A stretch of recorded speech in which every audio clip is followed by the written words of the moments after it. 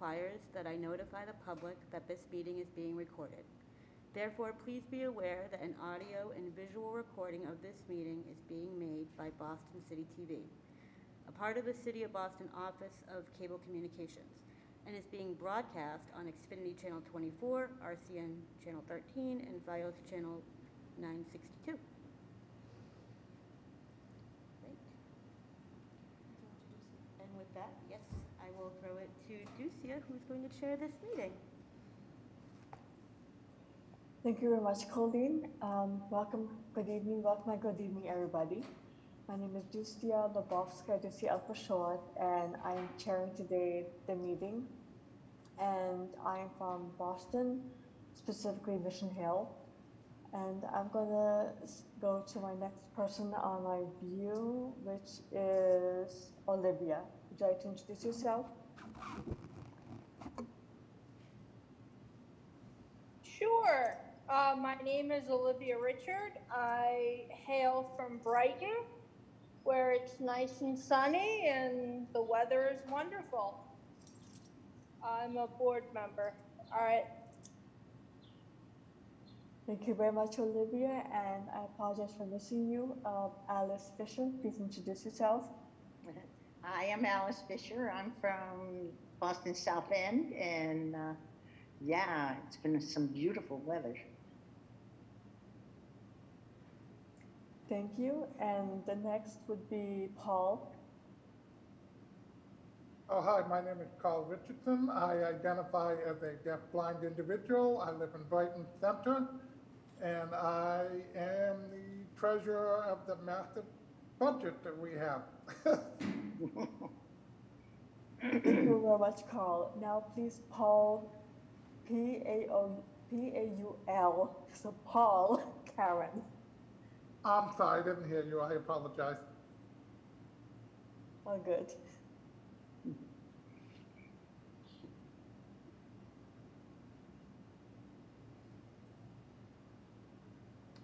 So was that Paul?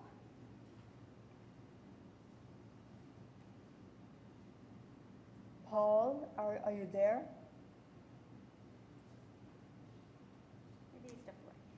Paul usually calls on the phone. He might be having an issue trying to unmute, so we can probably move on.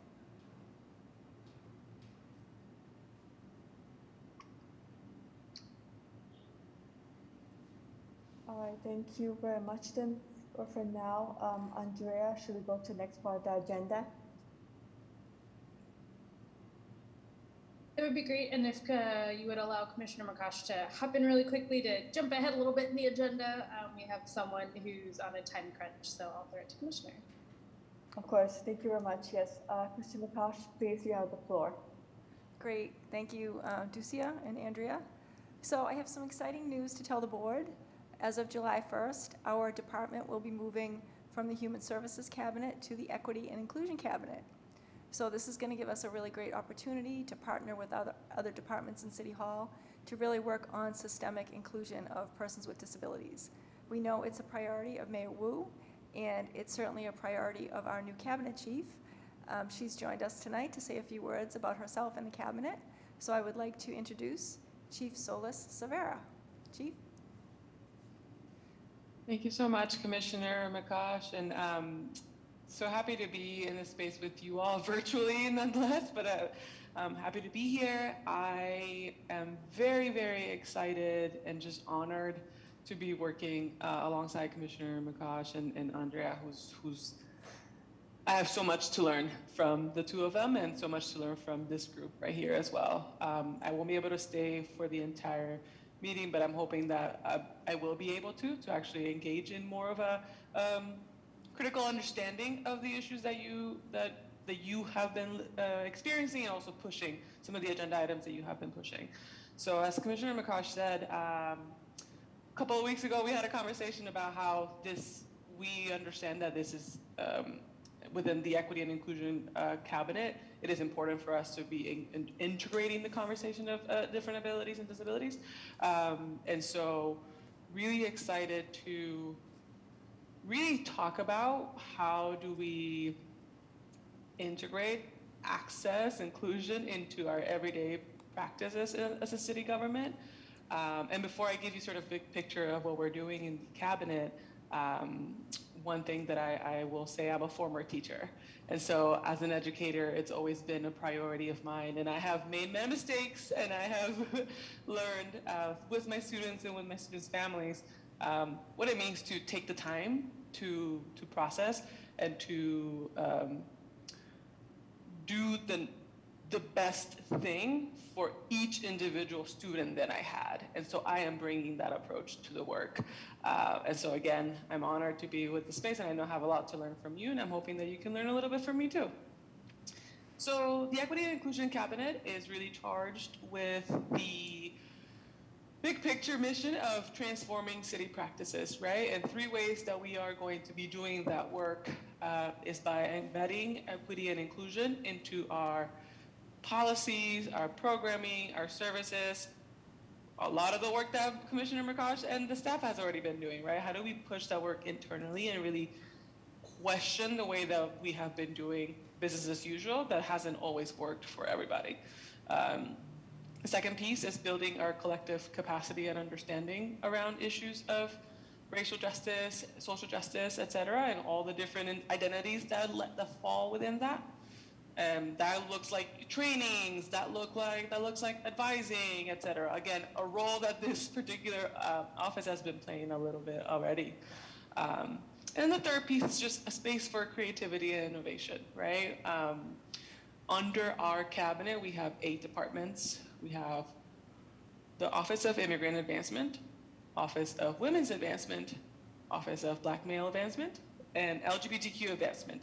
I say those together first because the expectation is that all 4 will be working in constant collaboration, because all of us carry different identities, and we need to be pushing the work forward, because Boston is a very diverse city. We need to really be modeling what it looks like for us to prioritize communities like those that have been excluded in the past. Then we have an Office of Language and Communications Access, which I know that, again, this group has supported that staff in how do we operationalize translation and interpretation services throughout city departments. And then last but not least, we have our 3 commissions.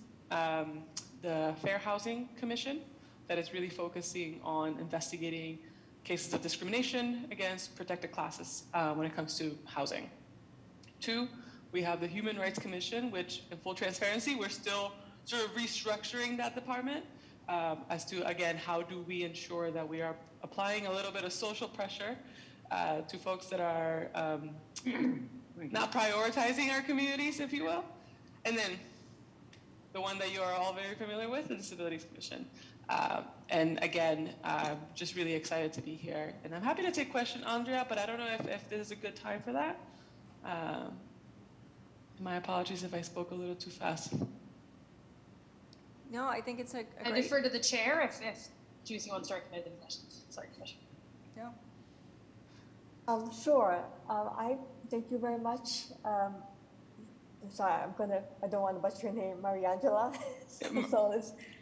Thank you very much for your presentation, and I appreciate that you were here and all that your office does. I very appreciate it. Thank you so much for sharing. Is there anybody from the board who has a question? I see Carl Richardson. Okay, Carl.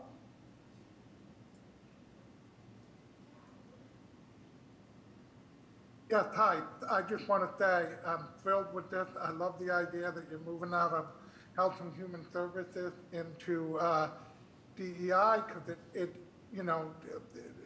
you're taking away the medical view of what a disability is. And there's nothing wrong with a lot of us. We don't need to be fixed. We just need to be included and feel accepted. So I am thrilled that Boston is looking at it from this point of view, and I want to congratulate the administration for looking at disability from a different perspective. Thank you, Carl, for that. I already learned something from this quick comment. Thank you for that. And yes, again, we're going to be doing external work, obviously, but a lot of the focus is going to be questioning in here and pushing back internally to make sure that our services are more accessible to everyone. So thank you for that. Anyone else? Yeah, thank you, Carl. Any questions from other board members?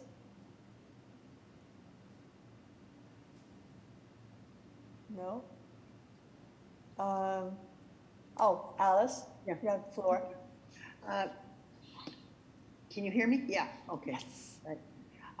I'm curious about where the inclusion of aging is.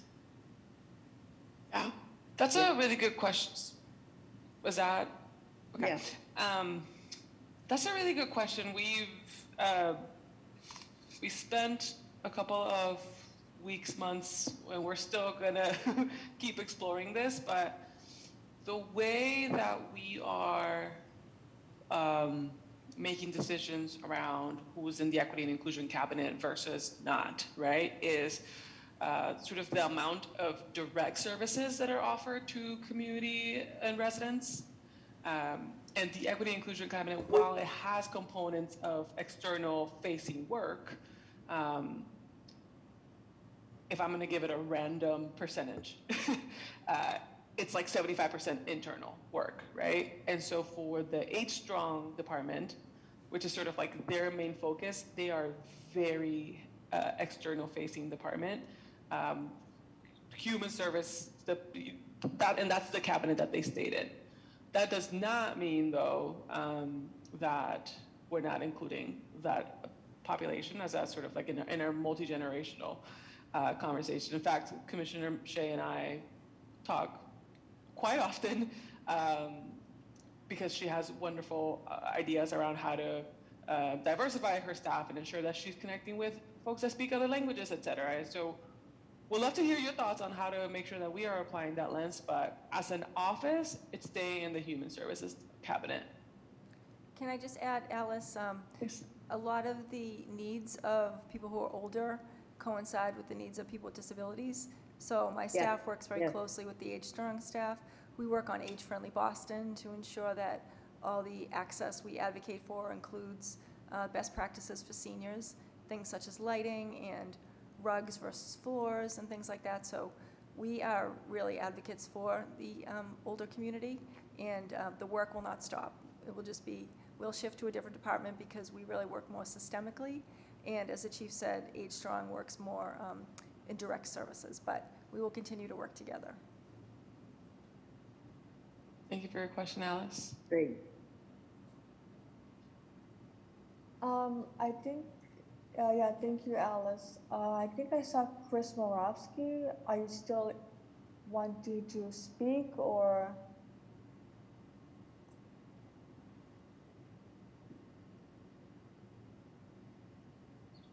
This is Andrea. Chris is a member of our staff. You may have accidentally unmuted, but obviously, yes, Chris, you had a comment. Please chime in. Please help us take notes and keep track of the conversation.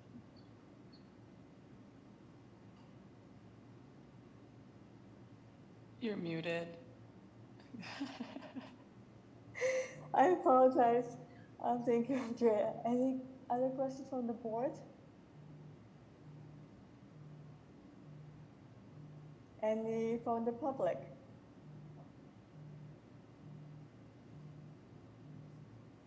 All right, going once, going twice. I think Olivia just threw her hand up. Oh, oops. Okay, Olivia, you have the floor. Quick question. I know I'm like Waldo. Every time I pop up, I'm somewhere different.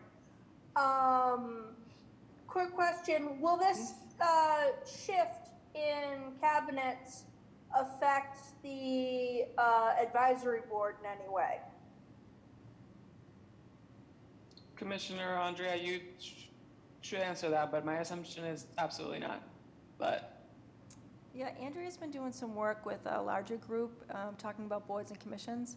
So I will defer to her, but I don't believe it will affect our board. That is my understanding as well. Technically, I believe all board members are appointed under by the mayor's authority, right, by commissioner, delegated to commissioner.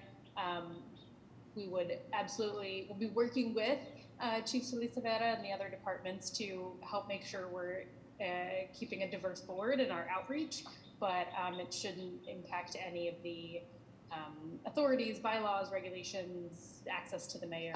None of that should be impacted. But we'll keep an eye on it, be sure. Thank you.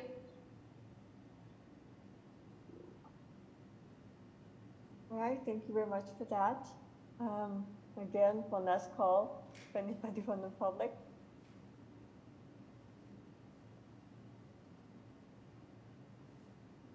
All right, well, thank you very much for your presentation, Mariangela, and looking forward to working with you. Thank you so much, and nice to see everyone. We'll connect soon again. Perfect. Thanks, Chief. All right, should we continue now with the approval of the minutes? This is Andrea. I don't believe we have a quorum. 1, 2, 3, 4, 5. Yes, we don't have a quorum of members, so unless we have we need at least 2 more folks to join, and we can take a vote at that time. Otherwise, we'll have to hold the minutes approval for next month. That's perfectly acceptable. Thank you for that, Andrea. Then I guess we'll go to the presentation. Any other presentations on the list? No? Okay, then I guess we're going into the chair's reports, which I will be presenting on behalf of Wesley Ireland. We had to unfortunately miss today's meeting, so I will start. Okay, so I'll just start reading. This is from Wesley Ireland, the chairperson who is unfortunately not able to attend today, so I will be presenting on his behalf. So number 1, apologies for missing this meeting, as I have another board meeting happening at the same time, but definitely look forward to next month's meeting. Number 2, last week's Disability Community Forum was a success. I was able to attend virtually, and there were various topics and concerns from the wider community. Major Wu was in attendance. Kristen did an excellent job in answering many questions. I look forward to the board's feedback in the notes as the community forum is part of the meeting agenda. Thank you to Zari, Paul, and Olivia and Jerry for being able to attend in person and to Juicy for attending virtually. This can be mentioned during the feedback discussion when getting through the agenda item on the community forum. I was kind of disappointed that we had a heckler that repeated her work mobbing experience. Sorry, got interrupted. I was kind of disappointed that we had a heckler that her work mobbing experience before the mayor came, and again when the mayor came, as a lady walked over and grabbed the microphone without getting permission. That second time would have given someone else an opportunity to share a concern or ask a question. Number 3, Lydia Edwards as a new state senate seat as one of her former staffers, Gigi Coletta, was elected to the city council seat. Lydia Edwards has hired a legislative aide with a wheelchair disability as she shared this announcement in social media. The name of legislative aide is Eric Reidster. Number 4, 2 issues that brought on my attention from recent Boston Globe articles regarding on the issue of Mission Hill closure. There should be mandatory BPS training, workshops for teachers, school staff, and students on disability-related issues. Second issue include a new bonus system for the 3 prestigious exam schools, and the focus include socioeconomic, geographic, and racial diversity, but no mention of disability diversity among children or from disabled parents. I have requested special education administrators to come to a future board meeting to share their current policies and any changes they may make in the future. Summer is usually a great time of the year to catch up with reading, especially with the weather that is finally starting to be nice. I would like to mention 2 new books that recently made the New York Times bestseller list, and they both are books written by deaf authors. First one is True Biz, written by Sarah Novick, as this is a novel about a deaf school and students experiencing bad side effects of cochlear implant devices. I apologize if I mispronounced one of the words. Two Beards is American Sign Language expression for seriously or real talk. Sarah is an alumnum of Emerson College. The other book is Deaf Utopia, a memoir and a love letter written by Niall DeMarco. You may remember Niall from winning 2 reality show competitions, The American Next Top Model and Dancing with the Stars. Niall was recently interviewed by Judy Human on a podcast show as the memoir talks about Niall's deaf culture life as he is a 4th generation of a deaf family. Thank you.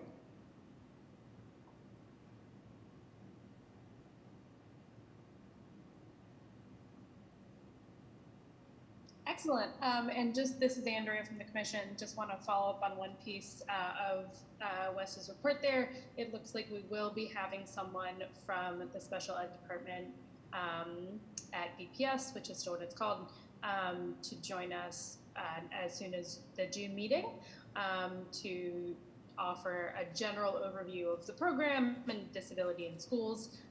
To Wes's 2 points, I don't know that he'll have any insight on the bonus allocation points for the exam schools, because I don't know that exam schools have a direct, overlap with SPED, but that's the kind of question we can ask when we have someone come next month. So just wanted to follow up and put on the record that that request has gone out, and it looks like it will be fulfilled pretty soon. Thank you very much, Andrea, for that clarification. I think we should probably move to the next part of the agenda, which is the advisory board member spotlight. I apologize, I'm jumping down the slide. So the next member spotlight is, again, this is Andrea. I don't know that we assigned anyone, but I think I'm trying to see if anyone who's on the call hasn't gone yet. I know Carl has, I know you have. I think Olivia, you went first, maybe? You were still chair. If I recall correctly, then Alice, I'm not sure if you're in a position to tell us a little bit about yourself tonight or save you for a future meeting. Well, I'll be game. Unprepared, I'll be game. So let me see, what can I tell you about myself? I live in the South End. I have a good deal of family around here, and I also have a cat who's decided to bite me right now. But I have 5 grandchildren, and they're all kind of wonderful people that I really enjoy. But I'm disabled and from birth, and it's a mobility issue that gets increasingly present as I get older. I'm 81 years old now, and I also I have a variety of causes and organizations that I work with, including disability off and on throughout the years, including the first women's disability organization here in Boston, way back. I'm delighted to be on this advisory. I expect to be learning a lot and enjoying some very interesting people too. Thanks. Thank you very much, Alice. It's an honor to know more about you. Thank you so much. All right, I would say the next on the agenda is the Commissioner's Report. Kristen McCosh. Thank you, Ducia. So I'll start off with some City Hall updates, and Andrea will share the slide deck.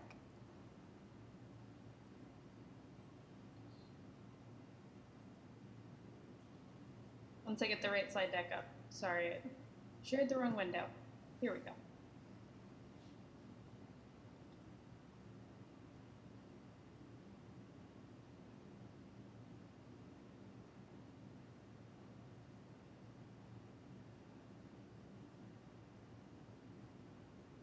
Great, thanks, Andrea. So as you heard a few minutes ago, our department will be moving from Human Services to Equity and Inclusion. And I have to say, I've only been working with Chief Solis Severa for a few weeks, maybe going on a month or two, but she's been incredible. She's a great leader, she has great thoughts, and I'm really excited to be working closely with her moving forward. And I really appreciate Carl's commentary about the difference between the medical model and the inclusion model. So the chief said she learned something about that, so maybe we can present her with our Disability 101 training that Colleen has been developing. So that was a great insight, Carl, so thank you for that. Other department updates, we have one open position still for an ASL interpreter. We're trying to reformat into the position into 2 part-time ASL interpreters, and we hope to have one position opening in July for another architectural access specialist. So stay tuned for more information on that. Some board updates to share. Mayor Wu's office is working on reappointment of current members, so please send Andrea your bios as soon as possible. We still have 2 open board seats, and we're trying to prioritize a parent of a Boston Public Schools student and possibly a college student to try to incorporate some younger people into our work. We have no update on in-person meetings being resumed in City Hall, but we do have a little bit of exciting news. Along with the renovation of City Hall Plaza, the city is building what they're calling a civic pavilion. It's a small little outbuilding that will be located right on Congress Street. It will just be one room, basically like a conference-sized conference room. It will have bathrooms, it will have Wi-Fi, it will be wired so we can stream meetings from the space, and we hope to maybe switch to having our board meetings there once it's open. And it's slated to be open this summer, so stay tuned for more information on that. And we can go to the next slide. So just some office initiatives to update you on. We've been talking for a while about our bike plan, which is really a plan on shared spaces. We had a grant from the Boston Foundation, so we've hired a consultant, and they are starting next week. So we're really excited. Our first step is going to be a Discovery Day on May 25th. So we're going to go around with the group and look at different locations in the city where people with disabilities may be interacting with bikes or electric scooters or electric skateboards, anything that we call micro-mobility devices, where they may pose a danger to people with disabilities. We've identified some areas, but we'd love to hear feedback from the board if you know any areas specifically that you think are challenging to navigate with bikes and skateboards and other types of micro-mobility devices. I know we're talking about Copley Square for one location. We'd like to do Nubian Square, and we have a few other locations identified, but we'd love your input. Along with the Discovery Day, we will be holding focus groups, a focus group of people with disabilities and a focus group from the bike community and micro-mobility users. So we'd love to have people from the advisory board join us and other people from the disability community, and also some groups that work on pedestrian advocacy, potentially someone from Walk Boston or other groups. If you know of anybody who'd like to attend, please let us know, and we'll follow up with more information on that. And then this campaign will create tools and messaging that we can use to raise awareness of pedestrians with disabilities. We're hoping for a few videos, some posters, email blasts that we can do. So we're really looking forward to some great deliverables from the team and excited to kick it off next week. Our annual ADA Day will be held this summer, July 19th. It's a Tuesday from 12 to 2. We'll hold it on the newly renovated City Hall Plaza. As you know, the plaza is being renovated to be fully accessible and inclusive. There will be no more steps, no more steep ramps, no more confusing trying to navigate across from Congress Street to Cambridge Street. It will be all smooth and level and really, really beautiful. So on that note, I would like to set up a site visit for the board to come and look at the brick installation. I know that was a promise that the city made, that before the plaza opens, that we would have the Disability Advisory Board come look at the installation. So I'm going to send out an email to look for a date in June. So please watch out for that email. A few updates on Parks and Recreation in the next slide.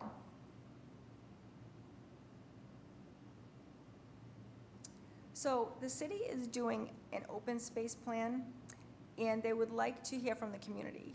They want the park system to reflect the needs of all residents, and we really wanted to include input from people with disabilities. They really need to hear from us about what works for someone in a wheelchair or someone with an ambulatory disability or people who are blind or deaf or any type of disability.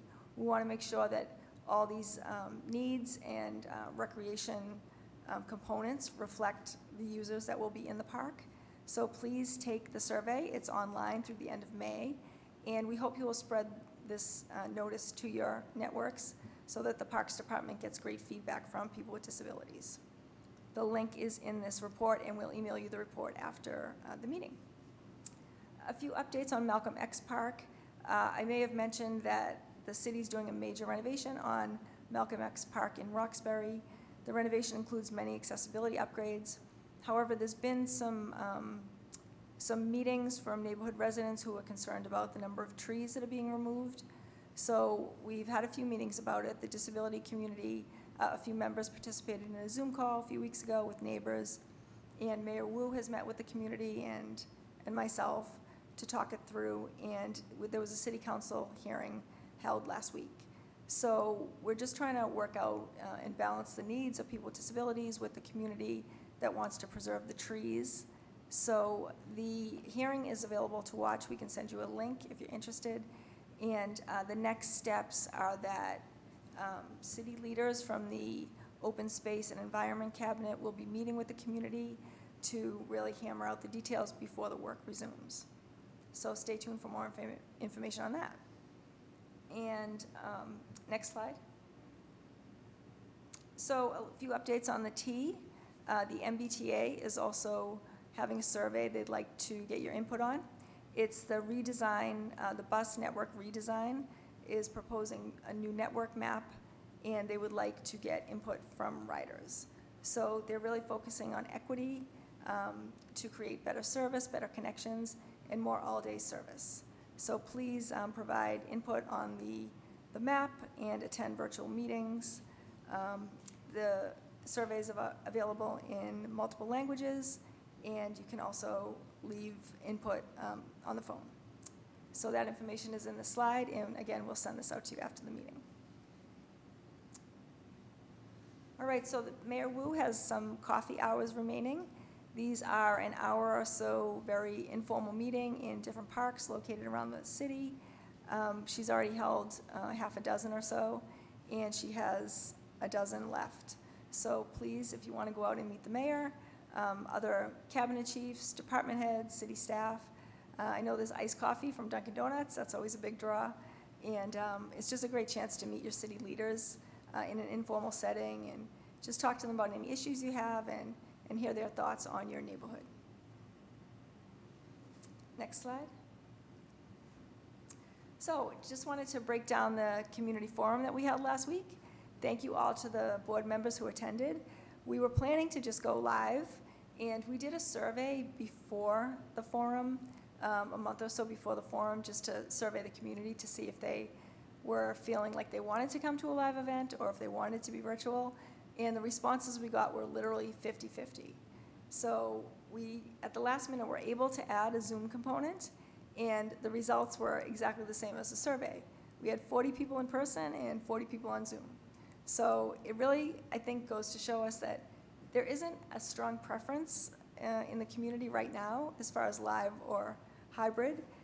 We are working internally on policies to keep hybrid meetings going. We know that the governor has extended the temporary policies through July, so the city hasn't made any decisions yet, but we are giving input on the need and the accessibility it provides for people with disabilities. So as I said earlier, we don't have any updates on when we'll go back live, but even when we do, we hope to be able to include the Zoom component for all of our board meetings. We got a lot of different topics covered in the forum. Sidewalk accessibility, employment. Mayor Wu answered questions and expressed her support for the disability community. She always tells us that accessibility is a top priority. So we were really glad that she attended. and got to meet her constituents. We have links to media and materials from the forum. There's a link to our annual report, which covers 2020 and 2021. We didn't have the forum for the last 2 years, so I tried to just summarize everything we did during the pandemic. And I'll report on this year, since we've been back in the office, at next year's forum. We also have links to videos and pictures, and we can send them out separately. But I would like to turn to the board and ask you what your takeaways were. I know several of you attended in person and on Zoom. Is there anything that arose at the forum that you'd like to take action on, or anything you'd like us to take action on? So I'd like to pause here for a minute and get your feedback on the forum, and also any input you might have on what people raised.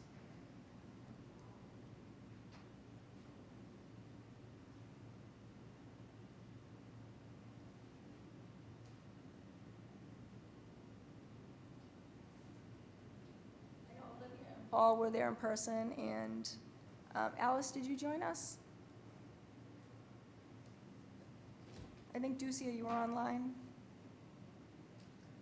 Yes, Kristen, I was virtually attending the meeting.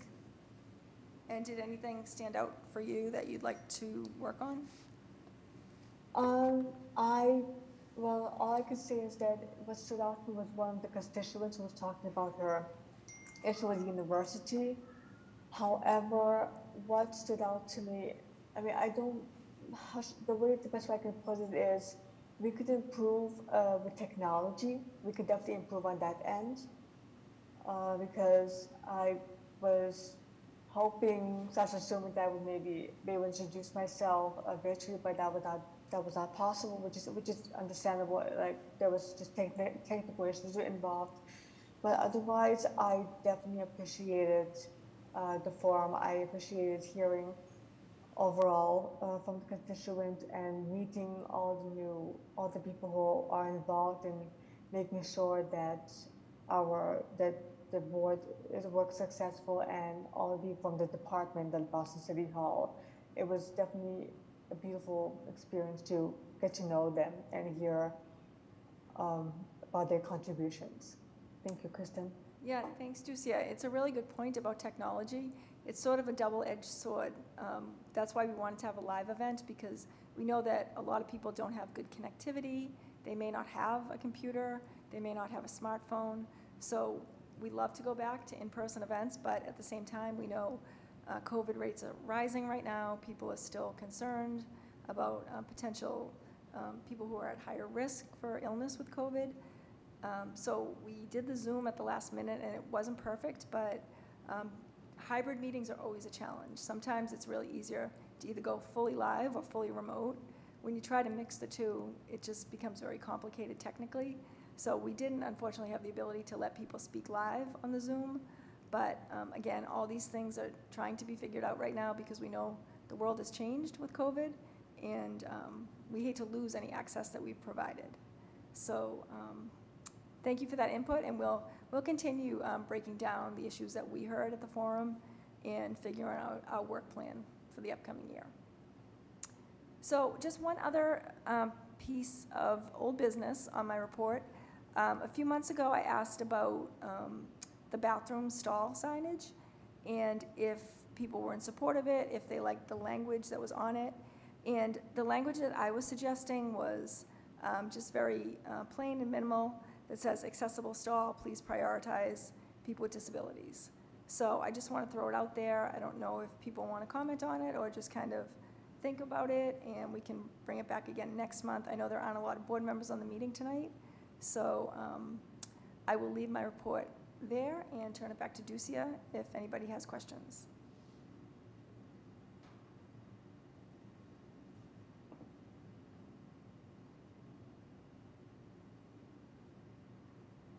Thank you very much, Kristen McCosh, for that report, especially about the stalls. Thank you for sharing that again.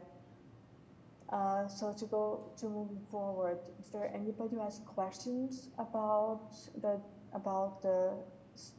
disability access stall, or any question about what we just discussed? Anybody has questions, concerns, or comments?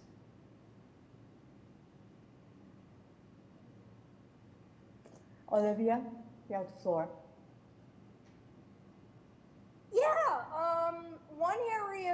might want to take the consult team to is ComAv around BU. There's a lot of those personal scooters around. There's a lot of in addition to micro mobility, there's a lot of bikes, personal bikes, and the students tend to ride everywhere. So it's an area that you might wanna look at. That's a great suggestion, Olivia. Colleges are one of the biggest, I don't want to say offenders, but one of the biggest areas of concern, because we know it's younger people, they're rushing to get to class and maybe not always as cautious as they could be. So that's a great suggestion, and we'll definitely take that into consideration. And we'll send out an email with more information on this, so don't feel like you have to think of a spot right now, but you can let us know before next week. That would be great.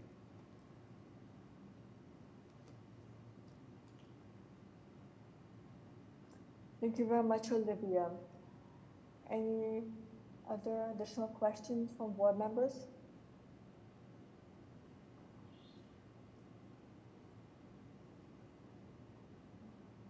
Right.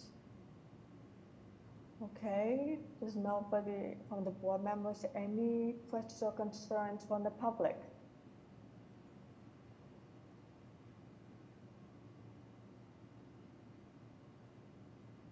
All right, looks like there's nothing as well.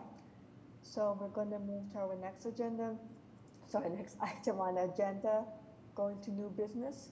Any new business?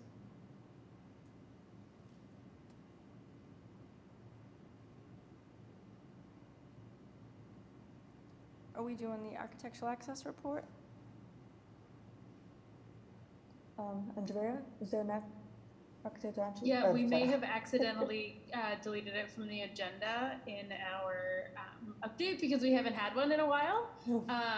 So my apologies. If that's not on the agenda you have in front of you, do see it. That's on me. But yes, we do have an architectural access presentation that we would love to share. And Patricia, I'm happy to do the screen sharing for you. Oh, perfect. Thank you, Andrea. Patricia, you have the floor. Thank you. Hello, everyone. My name is Patricia Mendez. I'm the Director of Architectural Access, and I'm delighted to share good news tonight. Andrea is pulling up the slide presentation.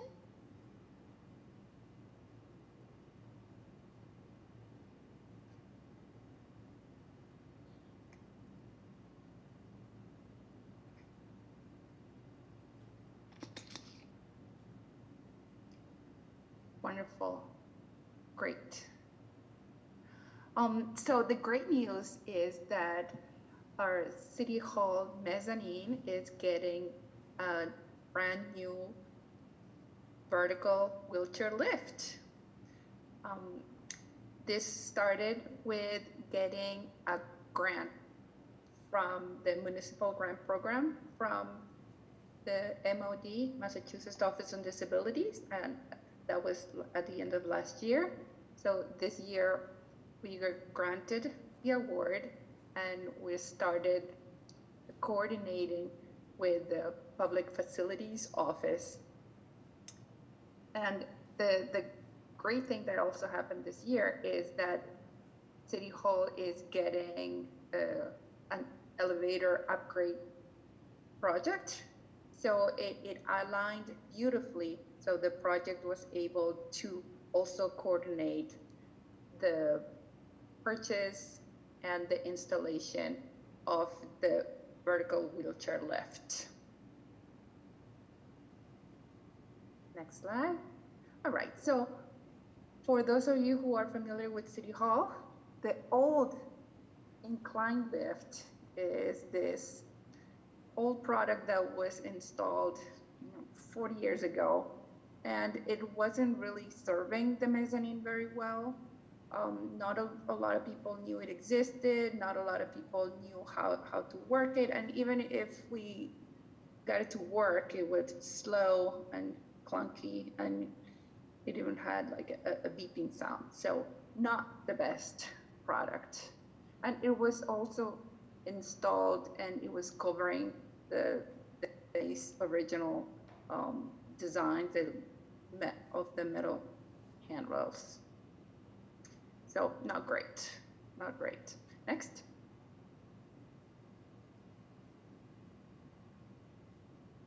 And in the mezzanine, there's a lot of public events that are happening, like mayoral press offices,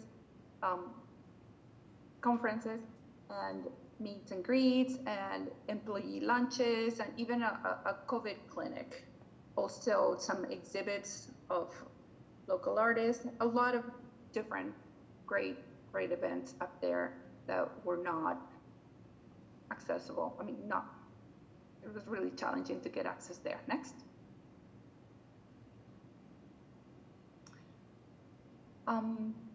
Okay, we're gonna skip this one. Okay, so the picture on the right is the location of the new, you don't see it in the picture yet, but when you see the big columns on the right, that behind that will be the spot for the new lift. Right now in the front, you see the incline lift and the metal rails that guide that incline lift in the mezzanine. Next. To the mezzanine. Okay, these are the picture on the right. That is the view. Still, we're not seeing the new vertical lift, but that is the location where you see the woman with the red top. Next. Okay, so this is the view of the mezzanine. So you see on the right, on the dark, like a dark metal color with glass, that would be the mezzanine level, the 4th floor, and the person in the wheelchair is approaching towards the right, and there's a gate that would open up towards the right, and the person would approach the vertical lift and go down from there. Next. Okay, so we have two pictures. On the one on the left, you see in the middle of the photo, you see the light colored concrete columns, and then to the left of that column, those columns, you see the vertical wheelchair lift. It's glass and dark metal, and that is the location, and that's how you would view it from the point of view to the entrance, like the security gates. And in the picture of the right, it's a little bit more from the point of view to the elevators on the south side of the building. And from this perspective, the wheelchair lift is a little bit behind one of the columns. Next. This is the brand of the proposed lift. It's Bavaria. It's a very common available brand in this area. And I think that's the end of the presentation. Oh, well, there's more explanation, but we don't need to talk about that. Yeah, this is Andrea here. This was our slide for the Landmarks Commission to demonstrate that this accessibility project is in keeping with the landmark status of the building and its role as the people's building. Thank you, Andrea. Commissioner, did you want to add anything? Yeah, the biggest thing I'd like to add is just that the current incline lift really doesn't serve a great purpose for accessibility. It's really only meant for wheelchairs. So anybody who's older but ambulatory but can't do like 35 or 50 steps, however many steps there are, to get to the mezzanine, they really can't use the incline lift because there's nowhere to sit on it. It's just basically a platform, and it doesn't even really have a good handrail, so you'd have to stand on this platform while it goes up the stairway, and it wouldn't be safe for someone to just stand on and ride up it. So that leaves out seniors, that leaves out people with heart conditions or lung conditions, or people who just can't do that many stairs if they have arthritis or even a temporary injury. So we think this lift will be a lot safer, a lot more dignified, and we're really excited that we got the grant from the state to pay for it. So yeah, we're looking forward to moving forward with it. Work is already underway, and we'll let you know when the big reveal is happening. Probably takes several months, but we will definitely keep you in the loop. Patricia, anything else? No, just to wrap it up, that we're really excited because this was an idea that we were working on, I think, like for the last 5 years, maybe, because we applied a few times for the grant before actually getting it. So that would be 3 years. But I know that we've been thinking about it for a long time. That's it. I'm happy to take questions if the board has it. I see, Alice, you are not on mute. Did you have a question? Oh, no, I don't have a question. Oh, okay. All right. Yeah, thank you again, Patricia, for your presentation. Is there another board member maybe who has a question? And this is Colleen. Just to prevent feedback, if you're not speaking, please try to be on mute. All right. Anybody from the public?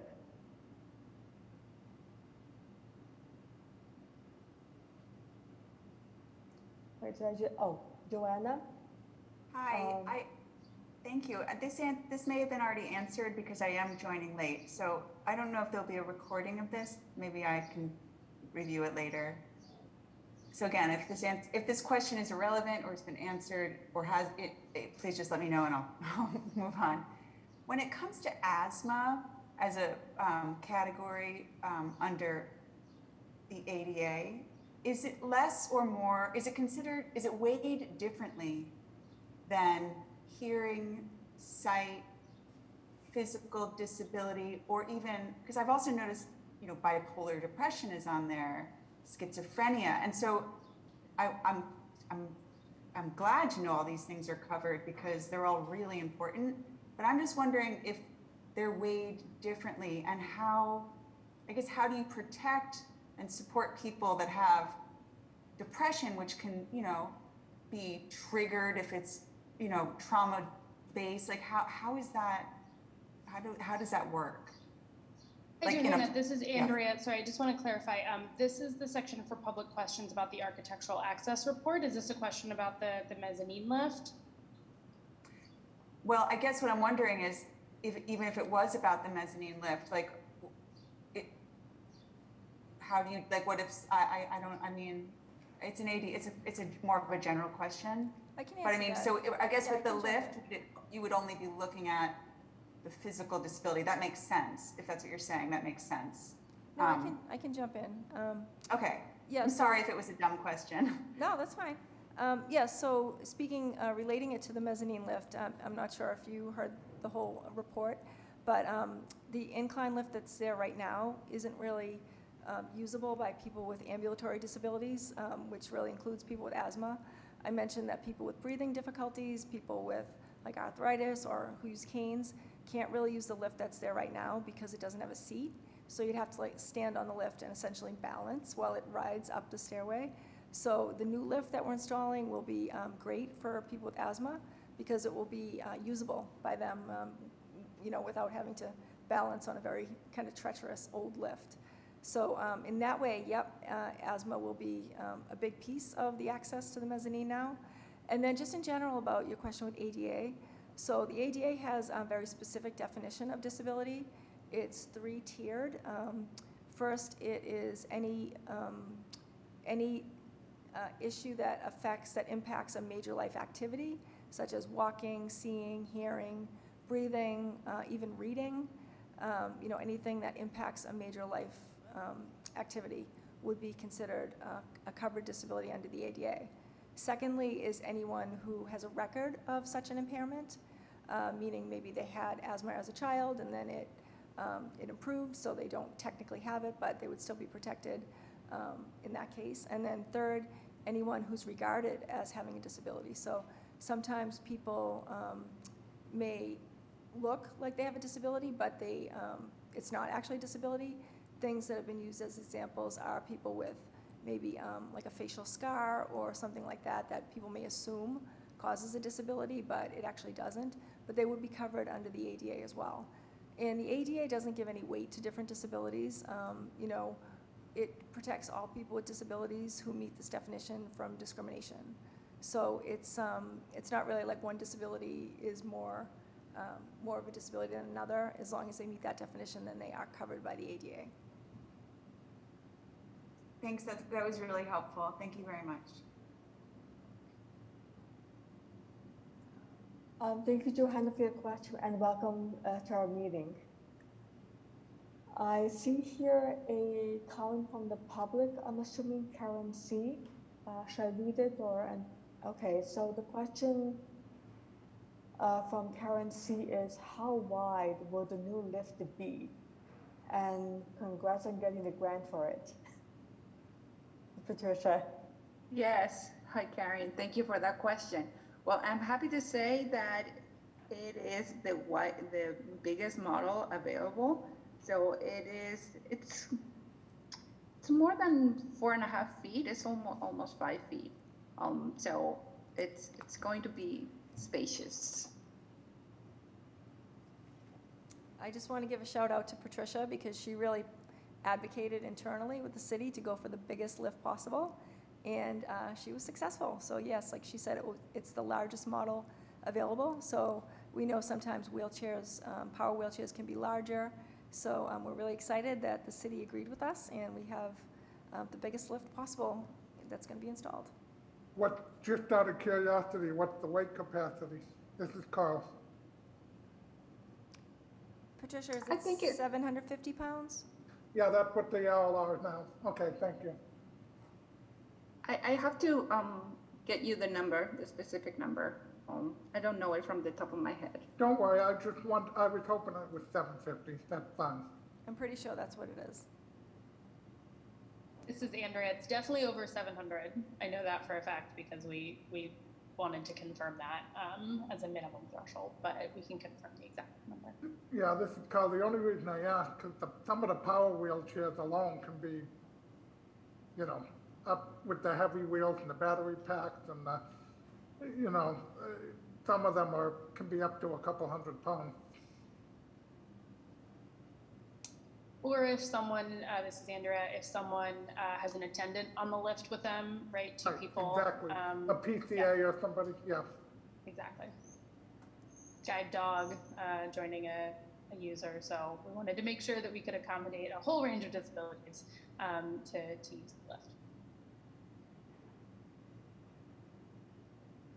Well, when this is done, you should have a ribbon. You should have the mayor or maybe the secretary of DEI do a ribbon cutting ceremony.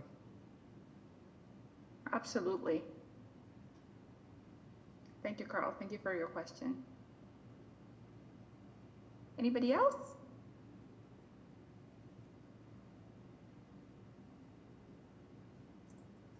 All right, thank you. Anybody, any board members? I see Olivia hand is up. Do you see it? Oh, yes, I'm sorry. Olivia, you have the floor. Oops.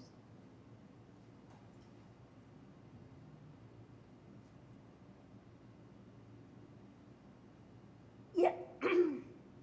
My question is about architectural access in general.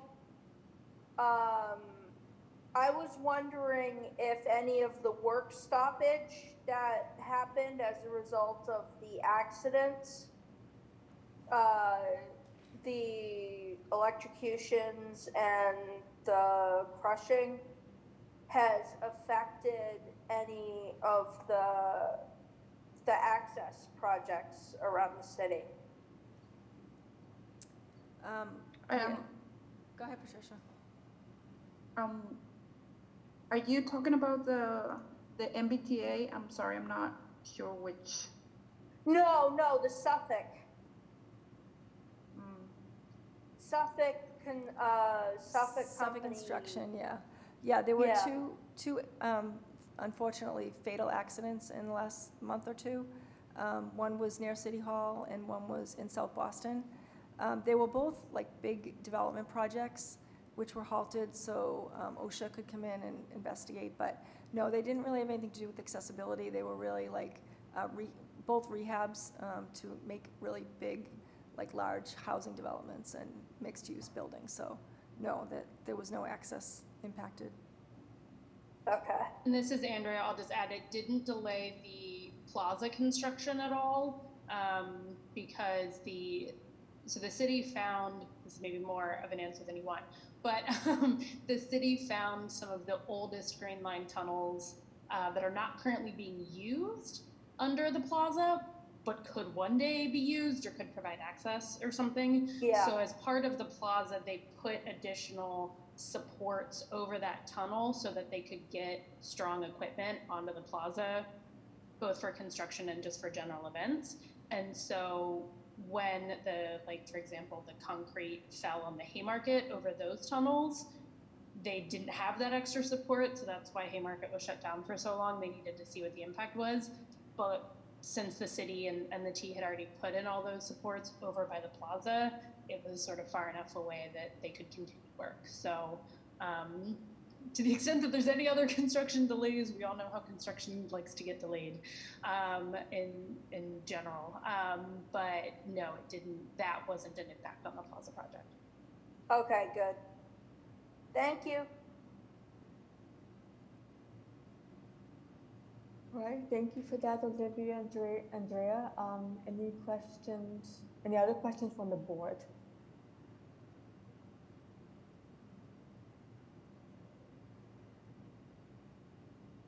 Any questions from the public?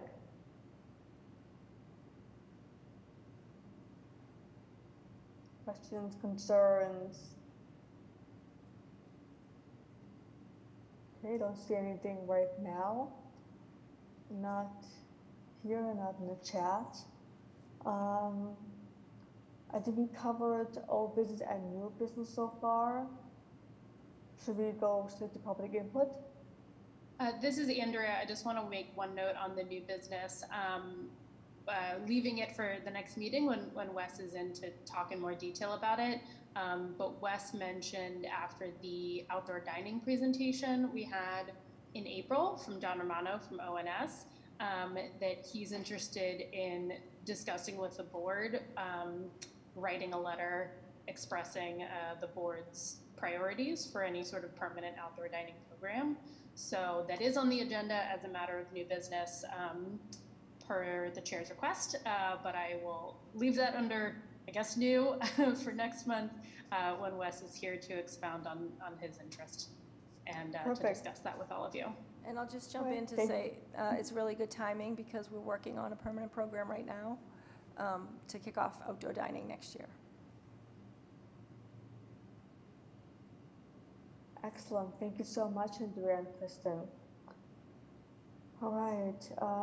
Is there anything else I should move down to? Public input, or should we go to the next? It's 6:42 right now. Okay. Should we go to public input? Yes, no? All right. Any public input?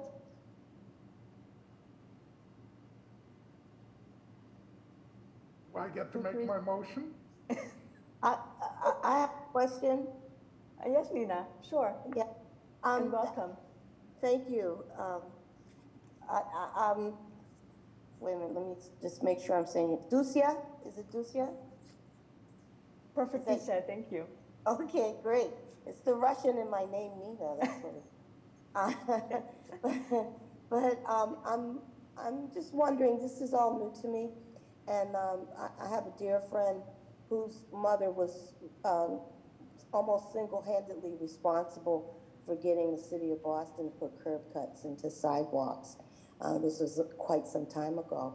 But I have not participated in a disabilities meeting before, but I'm don't know if this is the right place to ask, but I'm just wondering how the city of Boston looks at ADA compliance on construction projects, because I heard the very interesting question that was raised about Suffolk construction and electrocutions and crushing. That's interesting. That's horrible. But how does that affect access projects? What are the steps that the city undertakes when they say, okay, we're going to do this project? Say the BPDA takes it on, or the city of Boston takes it on. Where does ADA fall in that process? Is it included in the pre-development stage, the development and construction phase? I mean, where does it fit, and how does it flow and connect to everything else? That might not be the right question for today, but I was one, if that's okay. Yep. So sorry? I'm going to take this one. I'm the Disability Commissioner and ADA Title II Coordinator for the city. Thank you for joining us. We love to have members of the public come to our meetings. Thank you. So my office really works on systemic access. We have a small team. We say we're small but mighty, so there are only 7 of us. So the biggest impact we can have is working with other departments to make sure all the work they do is ADA compliant, and even more than meeting minimum compliance, it is actually inclusive of people with disabilities. So just about half of our staff, not quite half of our staff, work on architectural access. So 2 staff members, Patricia, who's on the call tonight, is our Director of Architectural Access. So the work that this team does is really, it's incredible, because they do so much, especially for 2 staff people. So they review all the BPDA development projects. We implemented about 5 years ago what we call an accessibility checklist. So the BPDA requires a bunch of documentation before buildings can be newly constructed or major renovated. So one of the pieces of documentation they have to complete is an accessibility checklist. So it asks things about like elevators, accessibility for like the housing units, vertical connections, like steps with railings, sidewalks, curb ramps, every element that is required by the ADA. In Massachusetts, we really go by the Mass Architectural Access Board rather than ADA, because AAB is stricter. So the ADA requires that you go by the stricter of the 2 laws if your state laws are more inclusive. So we really go by AAB, but it's sort of interchangeable with ADA. So anyway, we do look at all the BPDA projects, and that starts with the pre-file before anyone even begins to put a shovel in the ground. They show us the plans, and it's a whole team meeting. Someone from transportation is there, and public works, open space and environment, disabilities, and we each have a piece of documentation they have to complete. And then we have meetings with the developers if there are things that we're not sure are compliant, or if we don't really like the way they look. An example of one thing that we do is if it's a new building and they have stairs and a ramp next to it, we say, well, why can't you just make a flush entrance so everybody can go in together? So that's just one example of private development that we work with. We also work with this Public Facilities Department, which is overseeing all city buildings like libraries and schools and City Hall and BCYF centers. So we work with them on all renovations and on new buildings. My architectural access staff was very involved in the new school in the Fenway.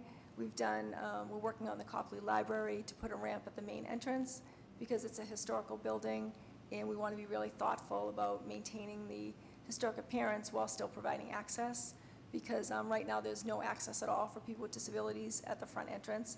They have to go in around the side. So we work very closely with internal departments on city buildings. And I will say that Patricia, our Director of Access, sits on the Mass AAB board. She was appointed by the governor, so she reviews accessibility across the state with a particular focus on Boston.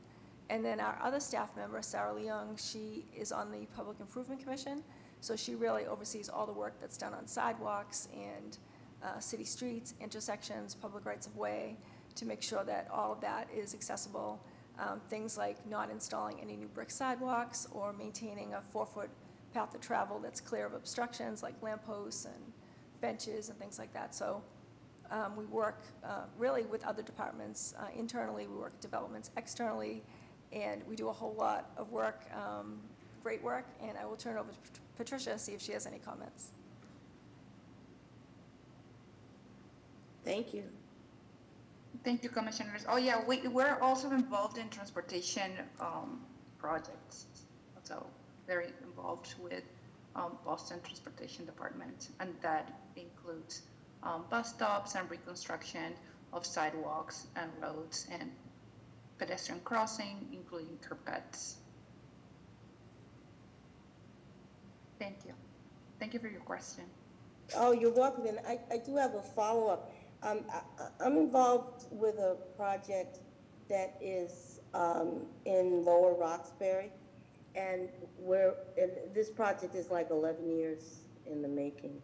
I mean, it's taken a long time, and you may know of it, Patricia and Kristen, that it's called the Frederick Douglass Sculpture and Memorial Project. I see you nodding your head.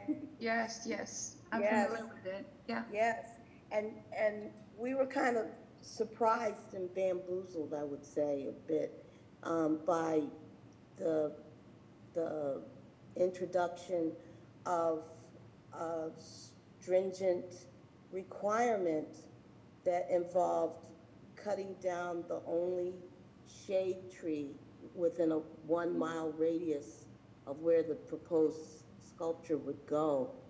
And the response back from the arts department, this is the arts department, was that there had to be a straight line from the curb cut to the statue. Now that was the first time, this was like a couple months ago, that was the first time in 11 years that we heard that. And it took us aback, because who would want to stand in front of a statue or sit in front of a statue in the blazing sun, which we get more and more of that, and look at this historic, soon-to-be historic statue. So I'm just wondering, what kind of process do you go through? And this is for whoever can answer, whether it's the commissioner or whether it's you, Ms. Mendez. What kind of process do you go through to assess accessibility? Are you looking at all aspects of accessibility simultaneously, or do you go down a checklist? Is the checklist different for different abilities? Is there standardization?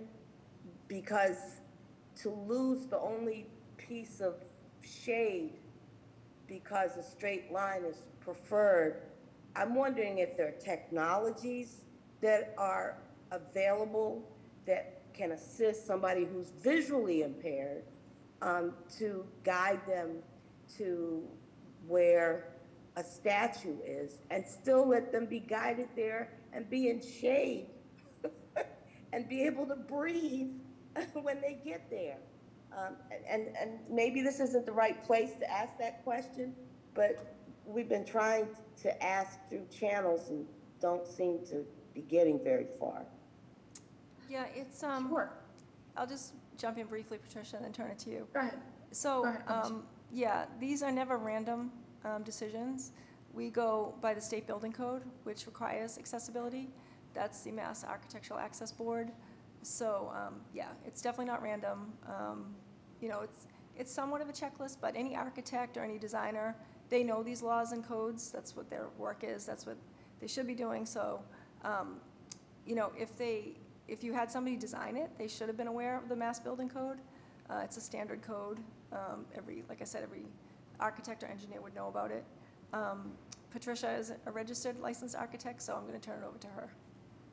And just while we still have you, Commissioner, so when you say the state building code, you don't mean an actual physical building, you mean any construction?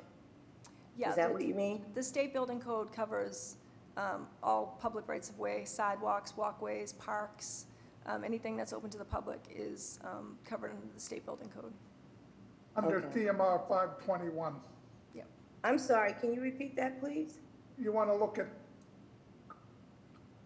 TMR 521, which is a lot of the regulations that these fall under. If you Google TMR 521, that's where a lot of these That's where it'll regulations. be? Okay, thank you so much. Oh, I see somebody put it in the chat or the transcript. Thank you so much.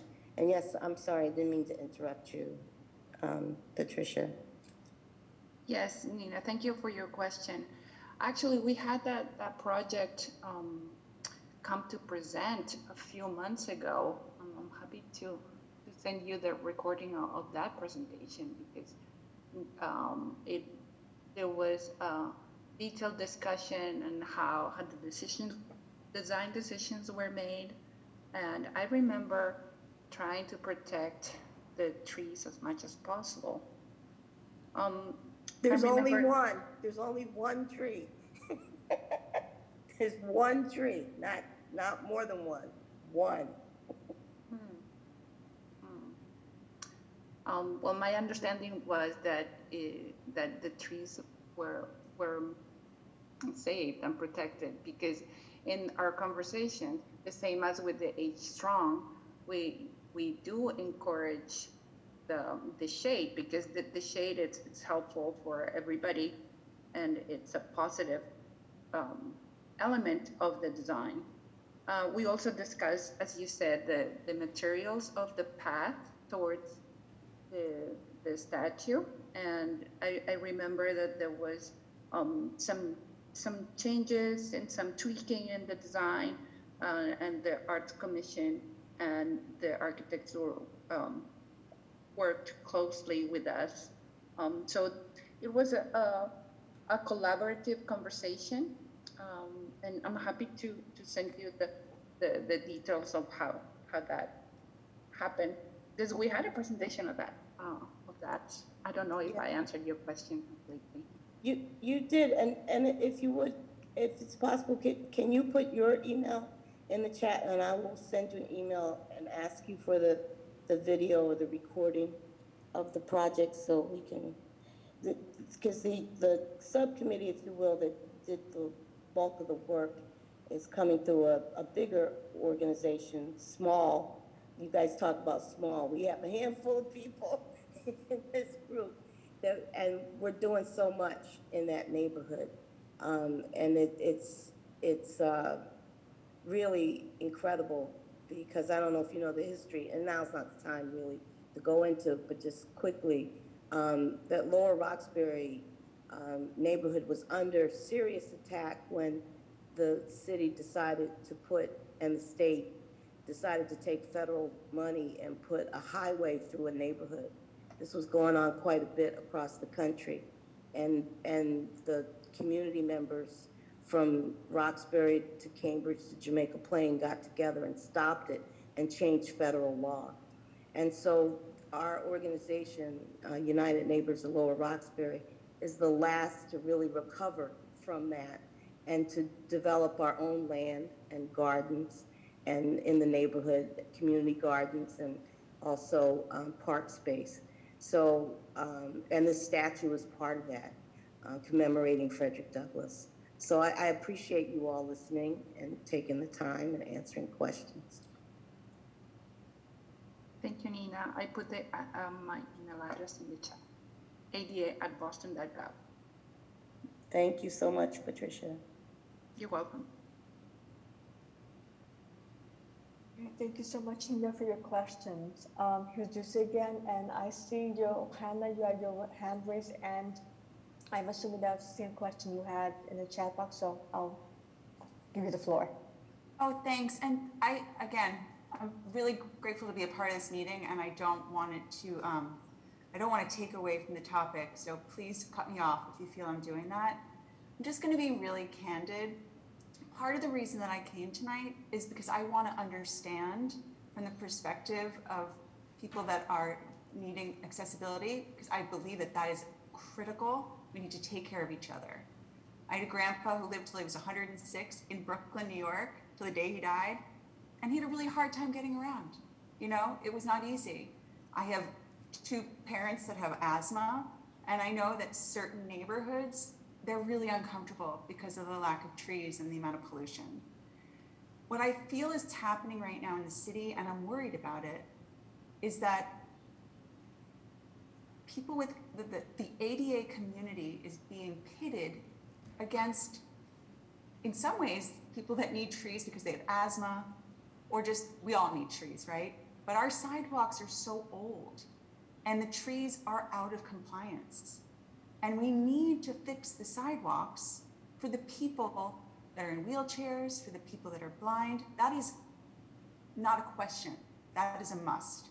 But how do we do it without removing, I'm talking about essentially thousands of mature trees, because that's what it's going to require to bring these sidewalks up to compliance. How do we work together to make sure, first and foremost, the people have access? That is a priority. It is my priority. But I just think it's so unfortunate. I see it happening. I was at City Hall last week, that we are being pitted against each other. We Thanks, need to work Joanna. together. I can jump in. Yep. Can I just ask? Can I ask one more question? Can I finish my question? It's quick. So I'm wondering if there are creative ways to, you know, everything is so car-centered. Like, what if the city extended the sidewalk and made more room for pedestrians? So yeah, I can jump in just because. Yeah, I'll jump in just because. Oh, do you want me to stop? Okay, no problem. Yeah, there's so many answers to that question, kind of like how I answered the question earlier about what we're doing for architectural access. So we work very closely with Public Works on sidewalks. We never just remove trees. That does not happen. We work very closely to pave around the trees if tree roots have popped up. And in fact, we can't remove trees unless there's a public hearing. So trees on sidewalks are not being removed. But you did make the point that there is a lot of inaccessibility because of trees. We do get those complaints from residents. So like I said, we work very closely with the Parks Department and with Public Works to figure out what we can do. And I mean, you mentioned a couple of great solutions like widening the sidewalk. We work on that every day. So yep, some sidewalks do get bumped out. We had a whole plan in Beacon Hill. Sometimes we had to really make the accessible route on one side of the street because the sidewalks are just too small, too narrow. So you're really speaking our language when you talk about sidewalks, because that is like 100% of our job. So thank you for raising that issue. You're welcome. And certainly people with asthma too are a priority. So yes, we do. Yeah. We do a ton of work. And I will also point you to the a great resource you can look at is the Public Improvement Commission. Maybe Andrea could put that in the chat. It's the city commission that oversees public rights of way. So anytime any work is done that's changing the sidewalk, 6 commissioners look at that. My department, Public Works, Public Facilities, Boston Water and Sewer, Boston Transportation Department, and there may be one more. But anyway, like, sidewalk work is not random. We have a very specific sidewalk policy, and we follow the national model of complete streets, which Andrea could put that that link in the chat too, because I think that's something you'd be very interested in, because that prioritizes pedestrians over vehicles. So the city is very focused on pedestrians. So yeah, thank you for raising those issues. You're welcome, and thanks for answering the questions. I do think we can support, I mean, as a tree activist, I want to support ADA. I don't want to be at odds with it. I want to come up with solutions so that I can support this community. Yeah, absolutely. We agree too. And I think that we can, because if we support the idea of widening sidewalks, people that care about the trees because of our asthma can support the trees too. Like, it's a win-win. Yep. Right? So it's like we can. Yep. We really don't feel like the community's pitted against each other.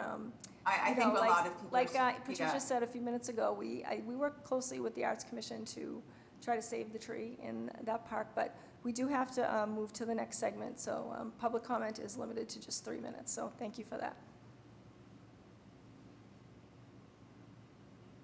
Ducia? Yes, thank you very much. Yes, thank you, Johanna, for your questions, and Nanny, thank you to the public for your input. Thank you, Kristen, so much for answering these questions. I don't see anything else on the agenda except adjournment. Did we do announcements, Ducia? I just want to confirm. I might have missed it while I was taking notes. I'm multitasking, but wanted to confirm that got called for. Do we have any announcements?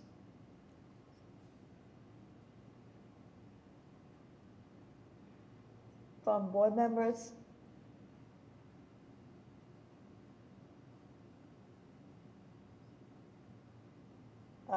Going once? Going twice? Nothing so far. I don't see anything in the chat. Oh, Joanna, you still have your hand raised or? Okay.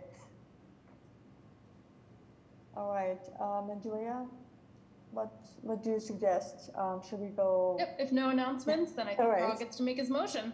Oh, well, All right, Carl. what made you think I'm gonna do it tonight? No, I'd like to make a motion to adjourn.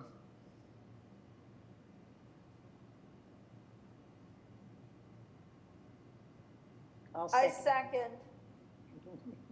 All right, good meeting, everybody. Thank you.